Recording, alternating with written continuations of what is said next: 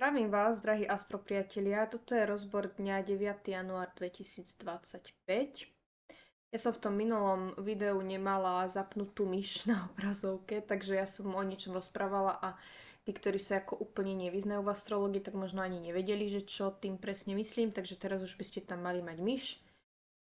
Takže budem ukazovať aj na tie aspekty. Takže dnešný deň máme. Hlavnou témou dňa je Luna konjunkcia Urán v Bykovi. Mňa dneska celý deň strašne boli hlava. Prosím vás, dajte mi vedieť do komentáru, či aj vás dneska celý deň boli hlava. Lebo toto je podľa mňa esencia dňa, tá Luna konjunkcia Urán, to je proste aj, že zmeny nálady, nejaké také ako nevyrovnanosť v náladách, nevyrovnaná atmosféra, možno nervozita, možno aj. Ale trigon slnko, Luna trigon slnko v zemských znameniach, to je ako pohoda, stabilita, jednoducho kľud, pokoj. No a No a tak, takže ja si myslím Luna sextil Mars. Luna sextil Mars to je tiež ako energia, proste. Možno aj Luna sextil Mars, Urán, toto je proste chuť možno aj športovať, možno ak máte ako nejakú nahromadenú energiu, tak dneska je vhodný deň na šport, by som povedala. No a veľmi sa mi páči tuto,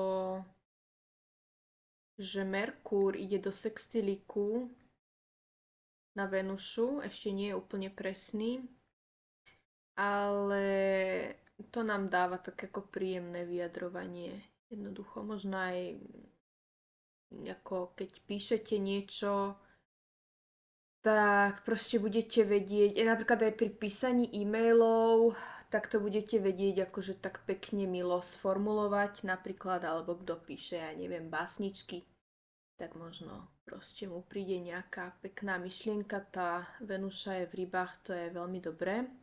Putuje ale síce do konjunkcie so Saturnom, čo bude trochu taký ako náraz, ale ešte v podstate máme čas.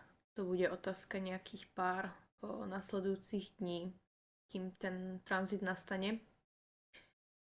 No a Slnko nám putuje veľmi zľahka do konjunkcie s Plutom. Takže tam budú ako sa odohrávať nejaké ako mocenské, možno ešte aj tá opozícia Mars, to bude vlastne, ja vám hneď aj poviem kedy. No, okolo toho už to riadne budeme cítiť toho 17., 19., 20., to už bude ako dosť citeľné, jednoducho toto napätie. No a blíži sa nám 13.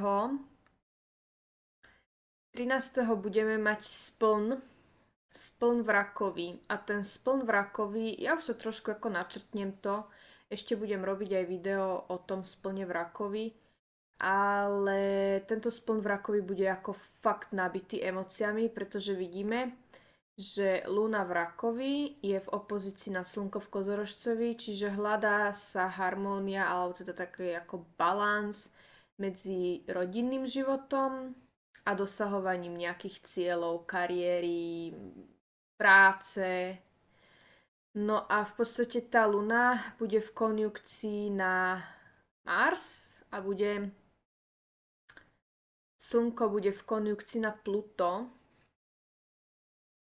Slnko bude v konjunkcii na Pluto a dáme si to úplne, aby to bolo presne, neviem, či to bolo. No dobre, tak to zhruba 24 stupňov. Tuším 23-26 to bude v noci, večer okolo 12. Takže v podstate vidíme, že tá Luna je v úzkej konjunkcii na Mars a v podstate v opozícii na Pluto a Slniečko, takže to bude jako fakt prostě emociami nabitý spln.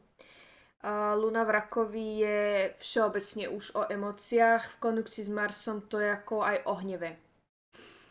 A opozícia na Pluto to je prostě, že ten spln z nás vytiahne nejaké skryté emócie, ktoré ako boli hlboko v našom vnútri, a nejaké možno aj potlačené hnevy, potlačené agresie, nejaké potlačené frustrácie, možno už dlho nás niečo hnevalo a jednoducho sme nejako proste to zatlačali do úzadia, tak možno teraz vlastne to vypláva na povrch v priebehu tohto splnu v Rakovi, teda vlastne 13. januára v pondelok bude večer spln v Rakovi, takže tak sme si to načrtli trochu.